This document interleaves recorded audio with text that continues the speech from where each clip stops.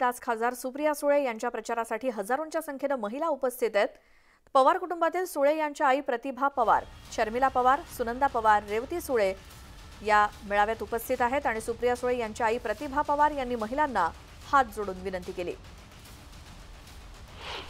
सुप्रिया सुळे यांच्या प्रचारार्थ आज बारामतीमध्ये हजारोंच्या संख्येने महिला जमा झाल्यात आणि यांच्यासमोर प्रतिभा पवार यांनी हात जोडून महिलांना विनंती केली। अधिक माहितीसाठी जाऊयात, आमचे प्रतिनिधी जितेंद्र जाधव आपल्या सोबत आता आहेत। जितेंद्र, बारामतीमध्ये सुप्रिया सुळेंच्या प्रचारासाठी आयोजित करण्यात आलेल्या या कार्यक्रमाबद्दल काय माहिती द्याल? पवार कुटुंबातील गेल्या 50 वर्षांमध्ये आपण बघितलं की जी काही लढाई होत होती ती प्रतिस्पर्धी भाजप असेल, शिवसेना असेल, इतर विरोधी पक्षाच्या उमेदवाराबरोबर ही लढाई होत होती। परंतु आपण बघितलंय की आता पवार कुटुंबातील ही लढाई होते।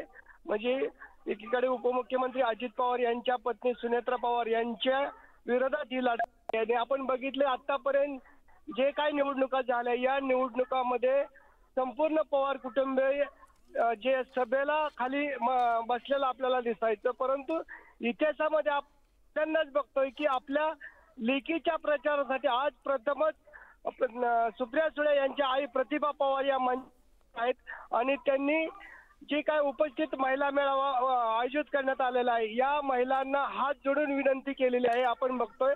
आणि प्रतिभा पवार यांनी हात जोडून विनंती केल्याने महिलांमध्ये एकच आता म्हणजे चर्चा होऊ लागलेली, कधी ना हात जोडणारी आपली आई ही सर्वांना हात जोडून विनंती करते आणि या चर्चेला आता उधाण आलेलं आहे।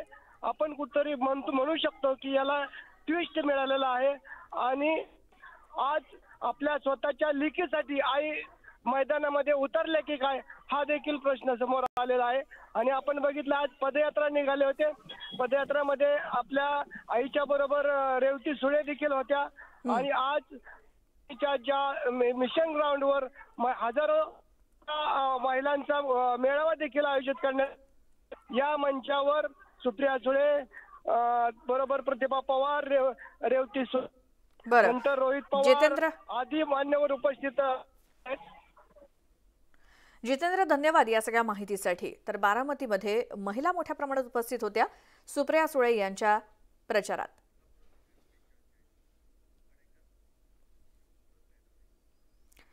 यानंतर आता थेट जाऊयात कोल्हापुरात, तिथे केंद्रीय गृहमंत्री अमित शहा